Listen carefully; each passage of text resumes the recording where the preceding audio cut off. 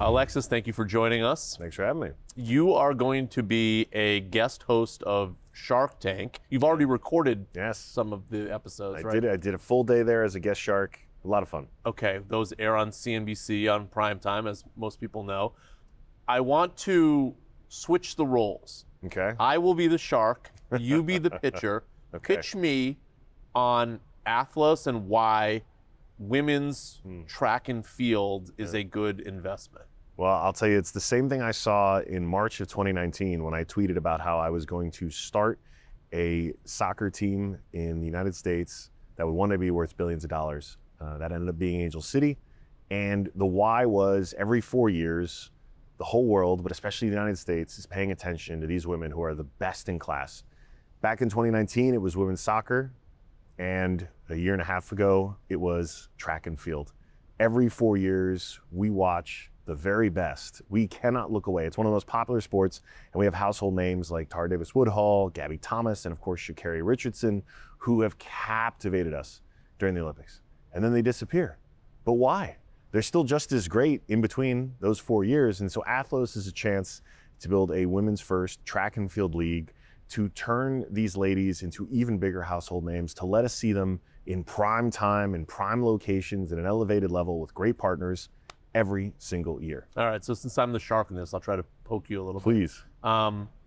The same could be said for swimming, right? Or figure skating, or various other sports that seem to come into the zeitgeist every 4 years and then go away. So why track over these other sports that also resonate? And also, sort of secondary to that, is it possible that the reason that it captures our attention is because it's only around once every 4 years?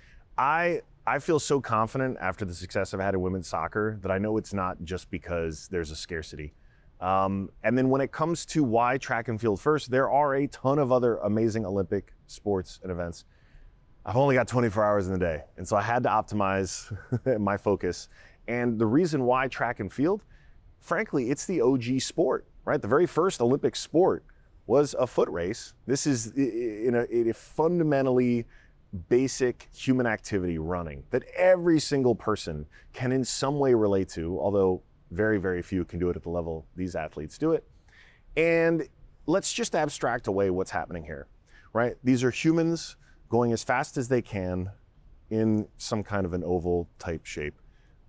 We watch this when they are little humans on horses. We watch this when these are little humans in fast cars. If we know those are massive billion-dollar sports, why not actual humans just running on their two legs? Okay, right? Well, the reason I think the horse racing one is a sport is people bet on it. Is that where you see this going, where people are betting on races? We had a great partnership with DraftKings for our first Athlos. Sports betting, responsible sports betting, is going to be a part of what we're doing with the Athlos League, of course. And I think to the other one, you know, whether it's Formula One or, actually I'll stick to Formula One. Formula One is a great example of a sport that had true global fandom, especially in Europe, not unlike track and field. Today, you know, these same women will sell out 40, 50, 60,000 arenas in Europe outside of the Olympics. We've been to Paris, we've been to London, we've seen these meets. The American audience has not really felt that. And just like with Formula One, you know, the crossing over point was in the storytelling and the way that Drive to Survive was able to make Americans care about these athletes they didn't really know. My point with Athlos is these athletes, these ladies of track and field, are far more compelling, no disrespect guys, far more compelling, far more telegenic, far more interesting and better, more natural storytellers, and they're digital native. And so the way that we're telling these stories in Athlos is first and foremost through social media, it's direct to consumer. And I think it's the reason why for our first ever meet last year, we had over 3 million people tune into that broadcast, right? That's more people than watch Caitlin Clark's WNBA performance. And I think these athletes are great. They have a massive following. They just needed this lift.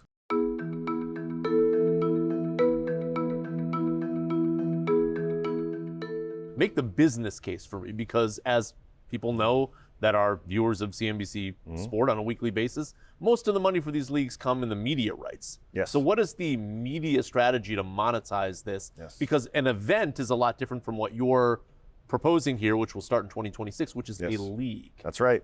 I'm so happy you brought this up, and something I've always stressed, women's sports is not a charity. Women's sports, the reason I've been investing in it the last 5 years is because it is a tremendous business opportunity. So I'm glad we're talking about the revenue. Yes, traditional Big Four sports leagues make that eye-popping dollar from media deals. But why? Because they have massive audiences that are tuning in, and then they can, the media companies can then expect to sell those rights to advertisers and make their money. When you're an emerging league, it is very, very, very hard to solve that chicken egg problem because you don't yet have a league. By definition, you're building it from scratch. And so you're not gonna have a media rights deal that's gonna have anything close to an eye-popping number. So our strategy was, okay, go to where the money is, brand partnerships. We announced this league last year with Tiffany & Co., right? A world-class top-tier brand designing our one-of-one crowns so that every one of the winners, if you only saw one highlight from Athlos last year, it was probably one of our stars putting this beautiful crown on her head, right? That shows you it's premium, that shows you it's just as high quality and luxurious as an Olympic gold medal, right? It has that aura, which is an important talking point. But then also we had great brands like Toyota, year one, sign up to be a part of this because it was a first time ever event. It was a record-breaking event in women's sports. And they're back again actually this year, which I'm proud to announce here.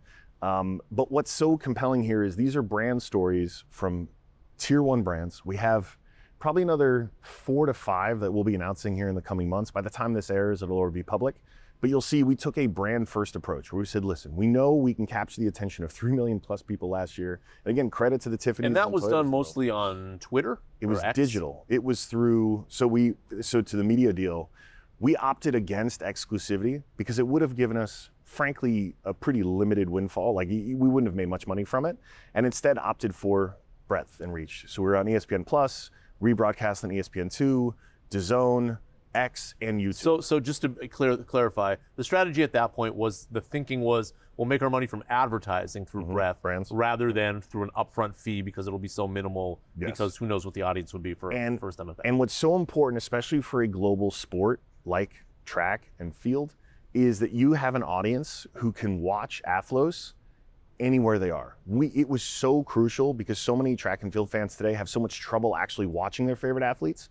Our value proposition from the start was, if you're gonna be a fan of Athlos, you're gonna see your athletes by any means necessary. As long as you have an internet connection, you will be able to watch them. So what is the media rights situation for the league, which begins next year? So that is still up for negotiation. We're still talking to partners. All the same folks who hosted us last year are hosting us again this year. Is the strategy the same though? Breadth over, we want breadth over depth, because at the end of the day, the other advantage to having top tier brand partners is, especially in women's sports, and I'd say emerging sports broadly, but I think for women in particular, it's even more important, aligning these athletes with top tier brands is so important because they're worth it. They're worth every dime of it. During the Olympics, you watch them, they're next to top tier brands. And just like with women's soccer, you watch them during the World Cup, they're near top tier brands.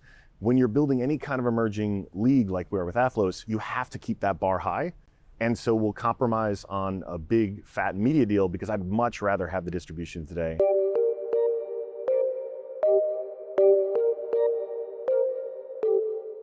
Explain the league to people. Like, how's this going to work? So we're modeling this inspired a lot by NCAA track and field. So there's a point system. So imagine your favorite runners in the world. You know, Sha'Carri Richardson could now finally be competing on a team with Tara Davis Woodhull. You know, one is a sprinter, the other one's a long jumper.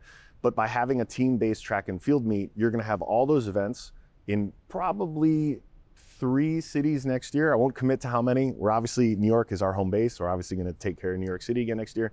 But so imagine a few different locations, Friday nights, under the lights, and having this team-based model so that your athletes are not just competing for themselves, they're also competing for a big team prize at the end. And so just the same way you might root for Lewis Hamilton, but at the same time want to see Ferrari win the cup, we'll have the same concept. You'll have you'll be wearing a Sha'Carri Richardson jersey or shirt for the first time ever, because she'll actually have a team and a number emblazoned on her back that you can rep as a fan.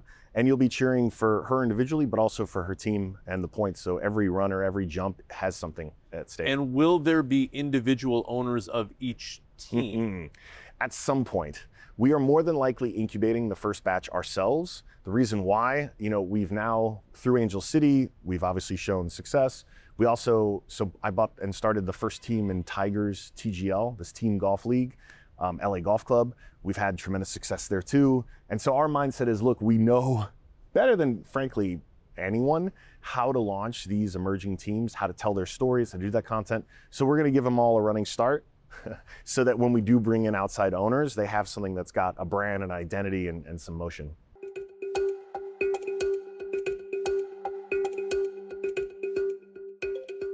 What drew you to this emerging sports market? Because you mentioned it, so you've got the TGL team, which, by the way, did have an existing fairly large, well, not fairly large, but their media rights deal was a little different than what you just described, right? They immediately went on to ESPN. Not a lot of money up front. Yeah. But they did have an ESPN deal. But at least, I think they got 1 million viewers or so out of the gate, which is a lot. Yeah. You've got the NWSL team. That was a lifetime media deal when I started my team. Lifetime. That's what, it was so crazy. I went to the first Board of Governors meeting. Meaning the games were on the Lifetime the games network. were broadcast on Lifetime. And I had never watched women's soccer before. A haven for sports. But it turns out, Lifetime is a terrible place if you're trying to bring fans to your sport, because you don't watch sports on Lifetime. Right. So that was the situation then. But there's been a lot of change since and a lot of progress. And I think the reason I've fallen into emerging sports, if you go back to that March 2019 tweet, that tweet storm that went viral was rooted in the fact that I just saw, I think it was Megan Rapinoe's team had just sold, it was a Seattle team, had just sold for $3.5 million. And I saw that headline across my feed, and I said, well, wait, that doesn't make any sense. This is a World Cup year. I don't follow this sport, but I know who Megan Rapinoe is, and I know she's worth at least that much in brand dollars every year on her own. Right, alone, yeah. So how bad is this team being run that the whole team is worth this little? And I resolved at the end of the tweet storm, I said, I'm going to either start or buy an NWSL team. Who can help? And Alex Morgan, to her credit, U.S. Women's National Team star, responded and said, I can help with that. And I met up with her probably a month later, took a bunch of notes, and that's what got me started. Well, so it was the business. Back up a little bit, which is, how bad was that team being run? In other words, what were the major flaws that were happening? There were a lot. I mean, you can read the Yates report and you can see the extent of just how bad it was, like ethically. But from a business standpoint, I'll just stick to that. I showed up at that first Board of Governors meeting, and I said to everyone, listen, I live to build billion-dollar companies. Anything less is just not interesting. I know I'm the weird tech guy, but that's my mindset. And if you all don't want to build billion-dollar teams, sell your teams.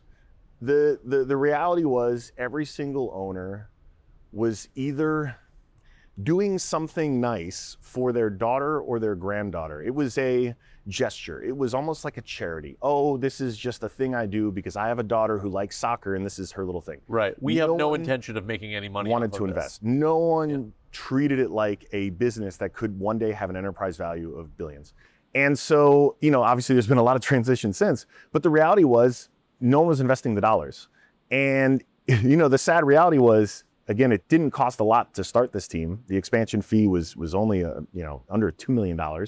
And then investing another 6, 7, 8 million, you could very quickly start to see this momentum shift because the fans were there, right? The fans of U.S. women's soccer were absolutely there. Yeah. And they were just looking for teams to support in their home markets. And you're sure that the fans of track and field are there, like women's soccer? I absolutely believe it. I mean, you look at the star power that these athletes have. One of my favorite examples of this, as the digital native, as the Reddit guy, social media is my signal. That is the heat that I look for. And that's how I first stumbled on the sport, was just in feed, seeing these highlights, right? Seeing the interviews with Gabby, seeing the highlights of Sha'Carri and Tara. Like, you stop in your feed and go, I want to know more, right? These are larger than life personalities that have millions and millions of followers, right? And in the free market of attention that is social media, ball don't lie. Like, if you're able to generate that much attention without, a massive league supporting you and promoting you, there is a there.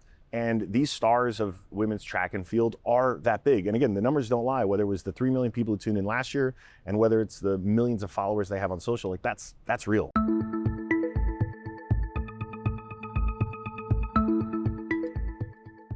You mentioned your tech background. Will there be interesting tech components to the league when it kicks off, and what are they? I can't give them all away. One of the things we do, we have this advisor owner council. So, I keep mentioning Gabby, Sha'Carri, and Tara.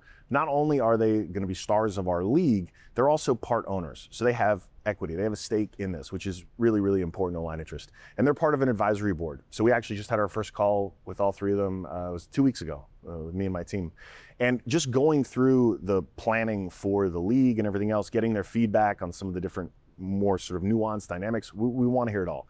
Technology is going to play a role. Anytime I have some crazy idea about using technology and these athletes are like, hey, don't do that, it's great feedback, and we want to build something a for them. hypothetical? Well, I'll tell you one of the first, which is not the most novel use of technology, but I wanted to know if they could run on a non-oval shape. Like if we wanted to put a track in the middle of a city, almost like Formula One. Right. Yes.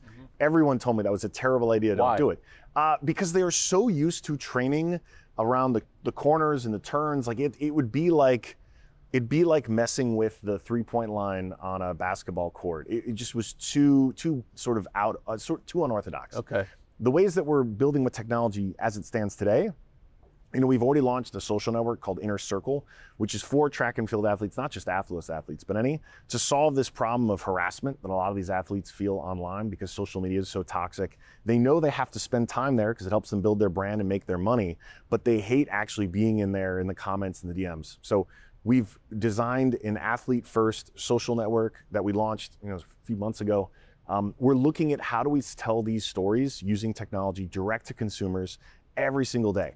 So that when these athletes are running, you already have a reason why you're cheering for them. And so technology plays such a key role just in the way we do content and storytelling. We have even some more subtle technology that we've already improved. Like one of the big problems for these athletes is the size of their bibs. So it's already crazy to me that a professional athlete is wearing something with like clothespins or safety pins to pin on during a meet. We couldn't remove them entirely, but we shrunk them. And that was actually one of our initial launch deals with Toyota. These bibs were always designed for male runners who obviously have a larger frame usually than women. They just hand women the same ones, which is why these things are so uncomfortable and awkward. We simply made new bibs designed for a woman's body, and folks were thrilled. We're gonna level that up again with the league, where we won't even have bibs. We'll actually just have your name and number emblazoned on the back of your kit, which is the end state. But these are subtle ways. This is not cutting edge AI, blah, blah, blah. This is how do we just look at things from first principles, ask the athletes what they'd rather see, and then execute.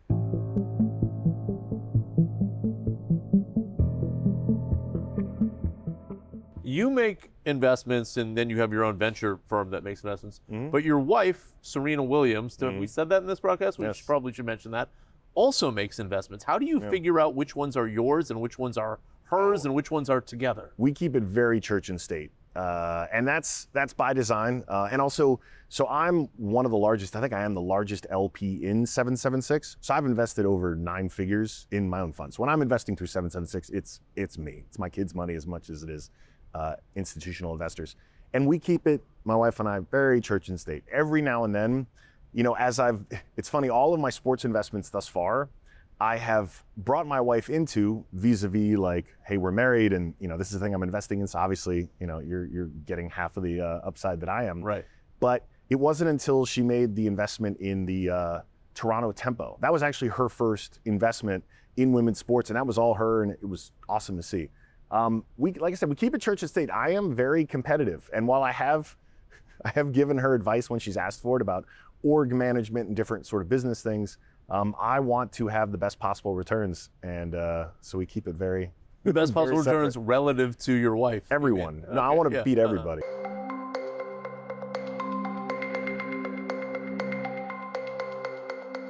We talked about golf and women's soccer and now track and field. Your wife is the greatest women's tennis player of all time, but right. I noticed no investment in pickleball, no investment in padel, or is that how you pronounce it? Yeah, paddle. It's either padel or paddle, depending on how fancy. I looked at pickle like every investor. I got inundated with pickle pitches at the same time I was starting Angel City. And I tried telling my friends, I was like, guys, you will make so much more money if you just buy a team in the NWSL, trust me. And they all said, no, pickleball. And they should have listened to me. Why did I pass on that? It was professional pickleball. I think it's a great hobby. I think the business is going to keep booming. I think it's a great exercise, don't get me wrong.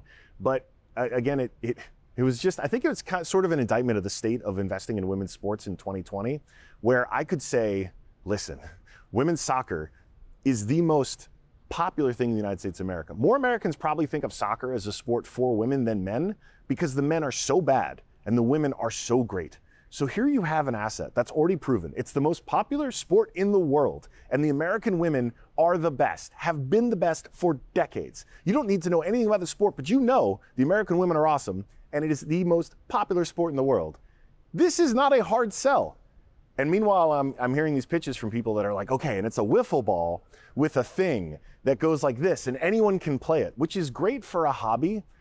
I have yet to see a pickleball highlight go viral in my feed. This is what I said to folks. I'm like, guys, like the free market of attention has not said this is a sport I need to tune into, because I have yet to see one of these damn things go viral. Right. Because for all the reasons why it's an amazing hobby and exercise, makes it so challenging as a professional sport, because it doesn't have that aspirational energy to it of, oh, this is what excellence looks like. Were you worried about that with TGL, hitting a ball into a screen?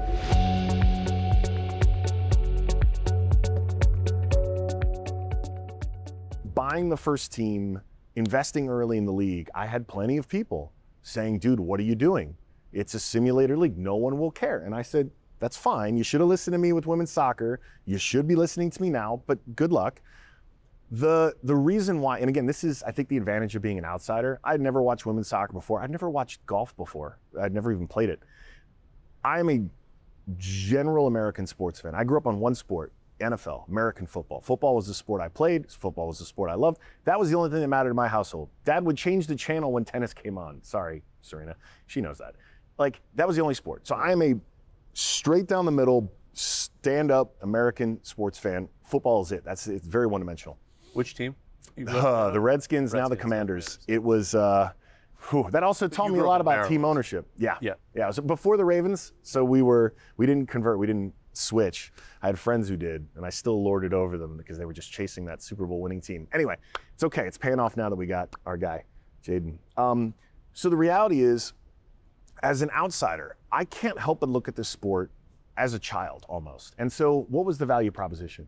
You've got Tiger Woods and Rory McIlroy, Tiger alone, right? Iconic, major, like people will travel all over the world just to watch this guy play golf. Right. So maybe not even play golf, maybe just speak. Maybe just be there, right, yes. Right, Yeah. and so the worst case scenario was you're building this league that's 30 minutes from his home that he's excited about, he's a part owner in, and he can do until, God willing, he's 90 years old. So worst case scenario, you have a thing that people are going to want to come to see because he's the greatest to ever do it and because he's Tiger Woods. Okay, that was the bear case. Now, when I started to learn about the sport of golf, I'm again going back to this very simple feed equation. Now, outside of a hole-in-one, all of the highlights that go viral in golf are on the green, right? All of them.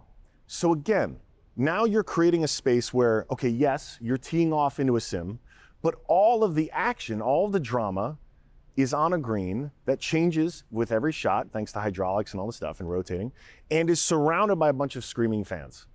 And it's in prime time. So you're telling me I get to watch the best golfers in prime time, surrounded by a bunch of screaming fans, shoot all those important shots or hit all those important putts or chips or whatever. Like I said, I'm still learning how to play golf.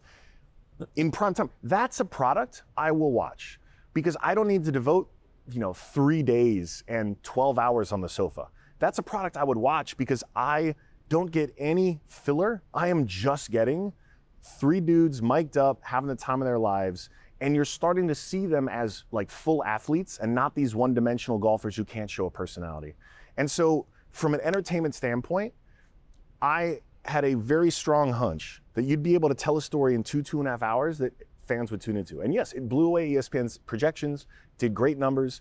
And one of the other tidbits I'll give you too, as they were designing the arena, one of the things that got me most excited was there were camera angles that you can get in TGL's arena that you literally cannot get at Augusta, right? Because you can't have a drone sitting right above the hole on 18 watching, right? It would be blasphemous and really annoying. But at TGL, you can have, and watch the shots that went viral, the majority of those shots had these cuts to camera angles that you literally would never see before. And it's that thing that stops you in your feed. While you're mindlessly scrolling, you're like, what's going on there? And at the start of the season, we were still figuring out these are solo athletes trying to play a team sport for the first time outside a rider. But by the end of the season, these guys cared so much. And I I saw that locker room after LAGC was handed our unfortunate loss in the playoffs. These guys cared. These guys cared so much. And that was the litmus test. If these athletes cared as much as we hoped they would, it would show in the way they played, it would show in the way they reacted, it would make for great television. And so the team did a hell of a job.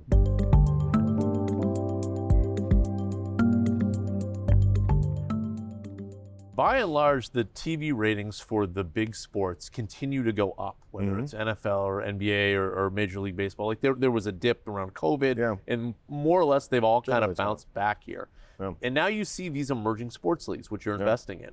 And as part of the nature of being emergent, those ratings go up.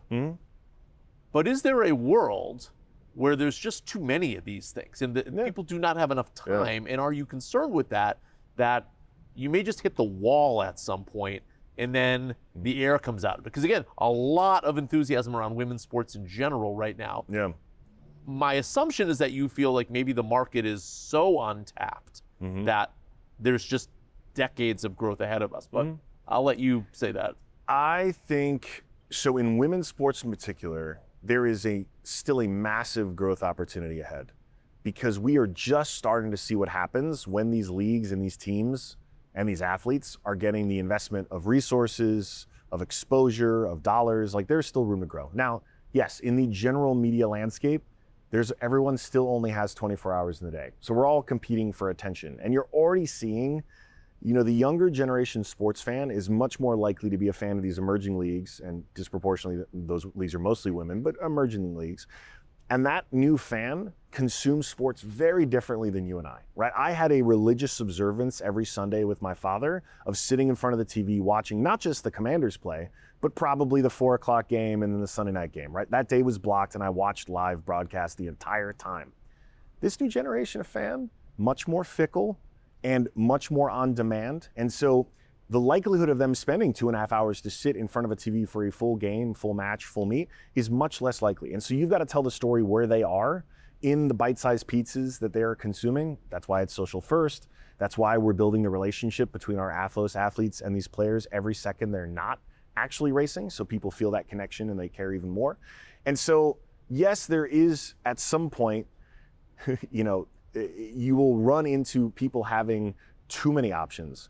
But I would say, look, we're in an environment right now, thanks to AI, where the proliferation of content is about to reach a fever pitch. And I'm talking about, what Hollywood traditionally did, television traditionally did. Storytelling and the tools to do it at scale in a high quality way are democratizing every day. And so we will be bombarded by AI generated content that's actually going to look really good, okay?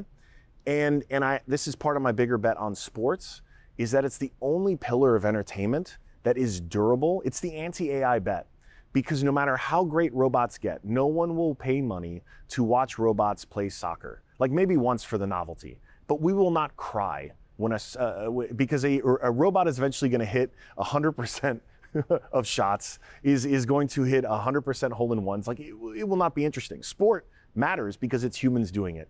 And so every other form of entertainment that's competing for attention is going to have a much harder time and be much more diluted and have much more of a challenge. There'll still be superstars, there'll still be blockbusters, but it'll look very different.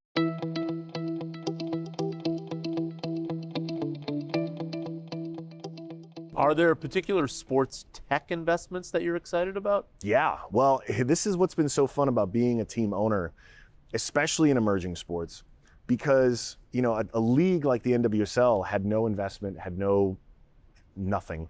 So you could come in there and assess everything really from first principles. So I remember my head of marketing showed me, well, I hate to make fun of them, but Greenfly, which was this sort of league-wide accepted best in practices tool for managing assets, videos, photos, all very important stuff for a team or a league.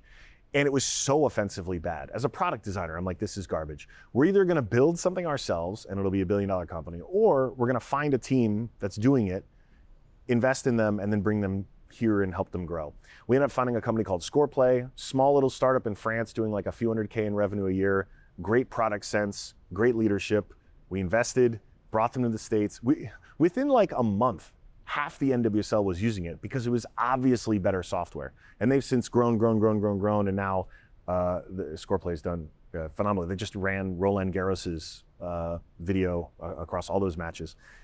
So like, yes, sports tech is finally open for business in a way that it wasn't. If I had looked at a pitch 5 years ago even, I'd have been very reluctant because there was no emerging stuff going on until, after Angel City. And then the big four or the larger leagues were so complacent and not really interested in new technology that you weren't going to win as a startup. But thanks to emerging sports and that growth, and most people put Angel City as really the spark that set it off, we've now gotten a front row seat to see all these new technologies, see how we want to use them in our teams and leagues. And as product builders, we can call bullshit real quick. And if it's good, we want to use it real quick. And then it grows. And then now the big four, these league owners, so many of them now own emerging teams. You look at the ownership groups now of the NWSL and the TGL, all these guys who followed us in, all these guys and ladies who followed us in, have multi-team ownership. A lot of them have big four ownership. And so they see what we're doing here and they're like, oh yeah, we should be using this, back with our NFL team or NBA team or MLB team. Alexis, thanks for joining us. Thank you, Alex. This is a blast, man. Thank you.